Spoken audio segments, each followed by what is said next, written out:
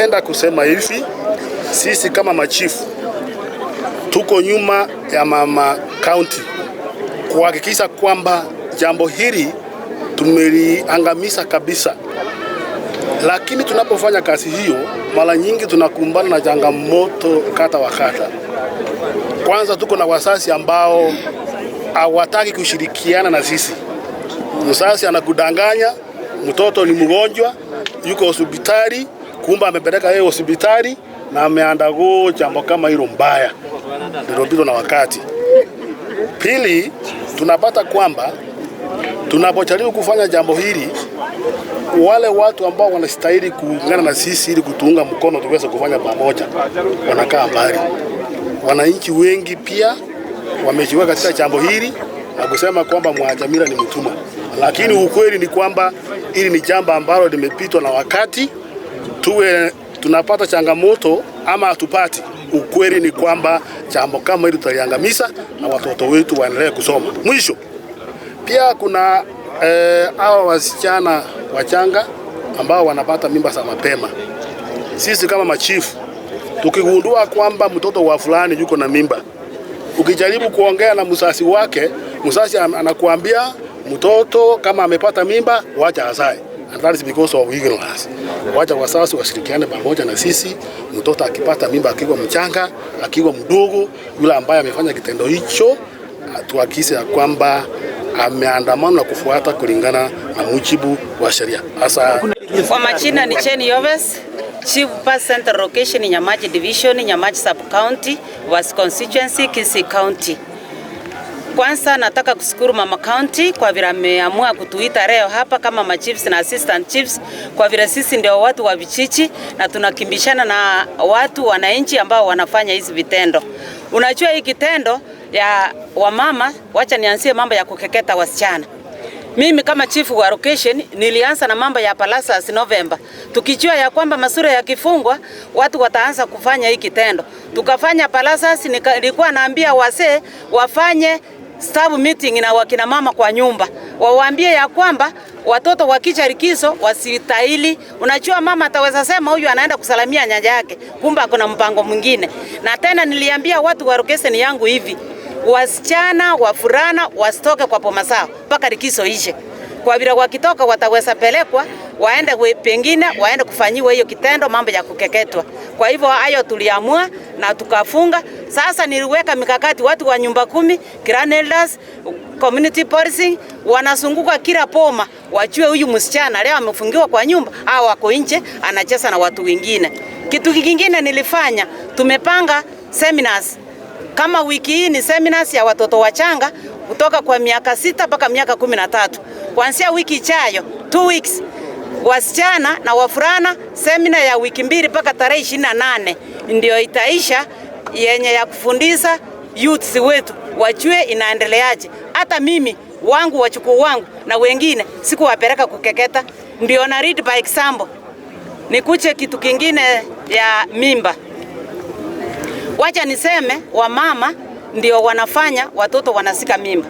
Niache mtoto mama anatuma mtoto jioni ampeleka masiwa kwa soko, peleka mboga, enda nunua mafuta, enda nunua kiberiti. Sasa akipata mtu njiani anamuna cheese. Ndio sababu niliambia wamama wasiache watoto, wasitume watoto late hours kwenda kwa soko. Sasa mtoto akisika mimba, mama anamuuliza uko namna gani, usiambie baba yako. Ndio sababu tumepanga hayo maseminars na sisi tunazunguka kuona kwamba watoto wasiingiliwe na mambo mbaya. Mama ikiwa anajua mtoto yake amesika mimba, hataki kuambia mzee. Sasa niliwaambia ikiwa bahati mbaya amesika mimba, achunge huyu mtoto akue mkubwa mpaka asae, amwachie mtoto yeye aende shule. So, mara ya kwanza wakati niliachiriwa over 22 years ago, hii visa vilikuwa sana. Lakini siku hizi haviko. Wazee walikuwa wanasumbua wamama sana. Walikuwa wanawachapa, wengine wanaenda kulala paka chini ya miti.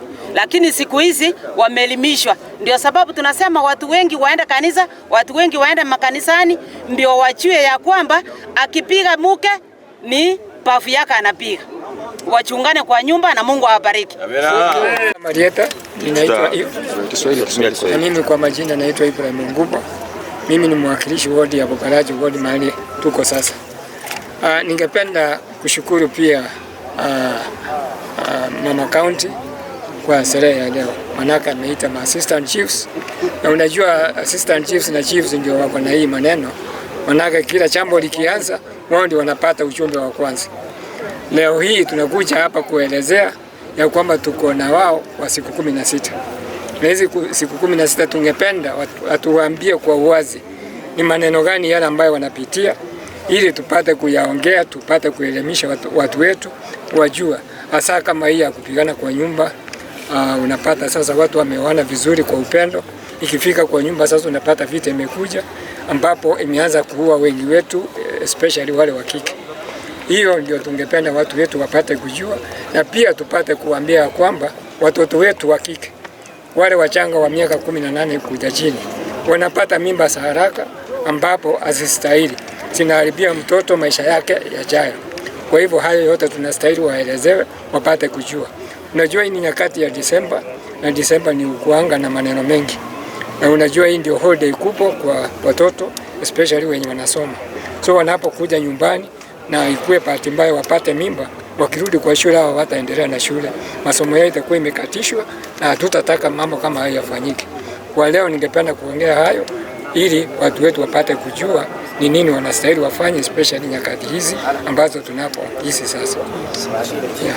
Esio Kenyuri Nyaituga, natokea eneo hili la Kisii, na katika siku hizi 16 tumekuwa tukiangalia mambo mengi. Kwanza ningependa kuangazia migogoro ya kinyumbani. Ningependa kuwasihi wazazi ambao wanatutazama leo waweze kupunguza mambo ya migogoro ya kinyumbani, kwa sababu migogoro hii wakati mwingine huchangia kuwadhuru wale watoto hata wanapoenda shuleni. Masomo yao hayawi sanifu ama hawawezi kufikia viwango vile ambavyo walitarajia. Kama mimi ni kielelezo chema cha uzuri wa wazazi kuwapeleka watoto na kuwasaidia kusoma pale shuleni vizuri. Jambo la pili, jana tulikuwa tunahudumisha siku ya mambo ya ukimwi.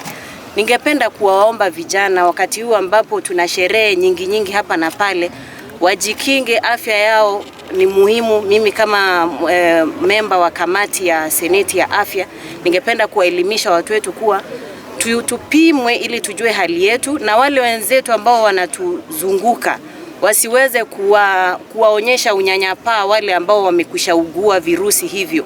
Mwisho, la muhimu sana ni kuwaomba watu wetu wa Kisii hapa. Mkisii ni mtu mwenye bidii, na tukipunguza mambo hayo nimezungumzia hasa migogoro ya kinyumbani, sisi wenyewe tunaweza kufanya biashara zetu hapa na pale, tunaweza kuchangia katika uchumi wa taifa, na Mkisii ataheshimika na makabila mengine yote hapa Kenya. Asante sana. Na nashukuru sana kwa sababu organization ya SEPA imekubali kukutana na machiefs wetu na assistants. Wale watu wako na kazi mingi hata kushinda sisi wanasiasa ni machiefs. Juu zile vitu wanaambiwa kwa boma, kila kitu wanapelekewa. Mama akichapwa ni wao wanaambiwa, baba akichapwa ni wao wanaambiwa. Mfugo ukiibiwa kwa boma ni chiefs wanaambiwa. Hata mtu akiwa mgonjwa, people living with disability, chiefs ndio wanajua, chiefs ndio wanaulizwa tufanye nini. Leo nikaamua kama Mama County, if we meet the chiefs, they feel part of us. Kwa politics, you must be connected with the people. Ndio ile kazi unafanya ieleweke. Lakini ukijitenga ukae kando, muache na machiefs wakae kando, hata wao wana feel ukweli tuko na leaders. As much as ni time, kuna mambo na time, kuna mambo na resources na kila kitu, lakini tukijitolea muhanga tutajaribu kupata jibu. Tusaidie watoto wetu kutoka mimba za mapema, watoto wanadanganywa, people living with disability, wao wakikuwa defiled ni kwa lazima na ni kwa nguvu, na lazima hiyo kazi iche. Kwa nini hawezi piga kelele? Afadhali hawa wengine tunaongea, yule haoni atavumilia tu kufanyiwa hiyo dhuluma, and it is very painful experience. Saa zile unafanyia mtu mwenye ako disabled hiyo kumnajisi. Kwa hivyo leo wacha Kisii ikuwe ni kama ndio benchmarking, tukatae hii kitu.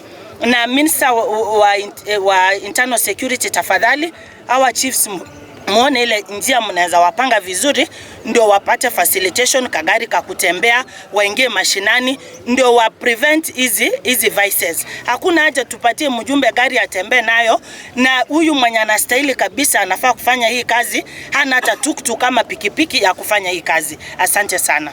Maybe Mama County, kindly if you can come on to this. In terms of legislation, because we have the Sexual Offences Act, do you think it's sufficient addresses these issues, the challenges? Asante. Mimi mwenyewe hata niko na hiyo bill bungeni, ishaenda first reading. Bill yangu ni amendment on the Sexual Offences Bill 2006.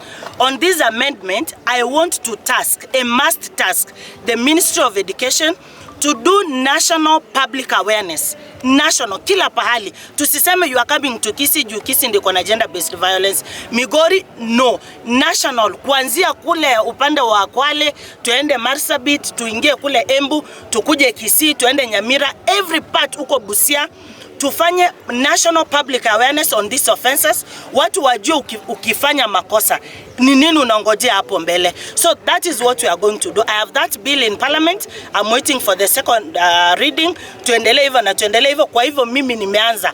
I'm an example. The deficit that was there in the original law. Deficit ilikuwa hivi, which is very wrong. Wanakuambia ukidefile mtoto wa less than 5 years unawekwa ndani 20 years. Ukidefile wa 5 to 10 years unawekwa ndani 15 years. Ukidefile wa 10 years to around 15 years unawekwa ndani 5 years.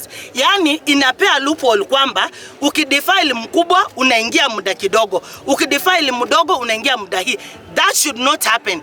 Defilement is defilement. It has no another definition. Wekwa ndani, kufia ndani, hivi ikiwezekana hata katwe hiyo kitu, ndio ujue vile unalinda watu. What can you tell those strong women who beat up men? Mimi sitaki mama anachapa mzee. Mimi naweza sema wangu hajaipata slap. Kugombana iko ni kawaida. We are not we can't say we are computers or we are angels. Lakini sizidi kupiga mtu. Hiyo tabia ya kupigana, hata kuna siku nilisema hivi.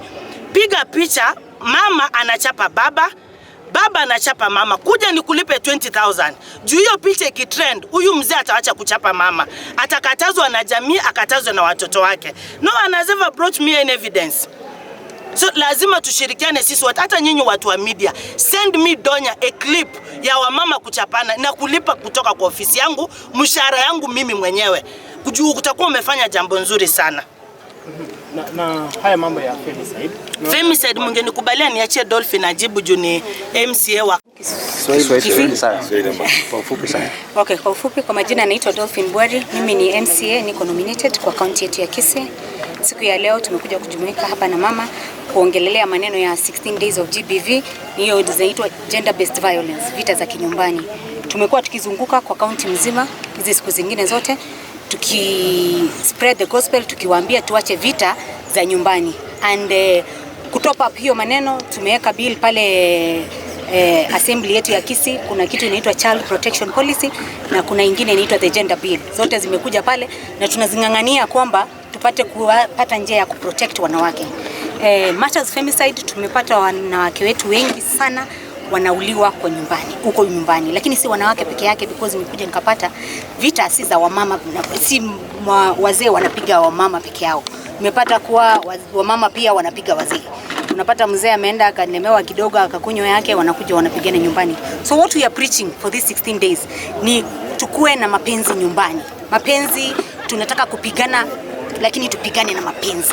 Si ile vita ya mangumi. Kuna ile vita ya mapenzi. Ile vita yenye inaleta watoto. Hiyo ndio vita tunataka kupigana, si hiyo vita ingine. Asante sana.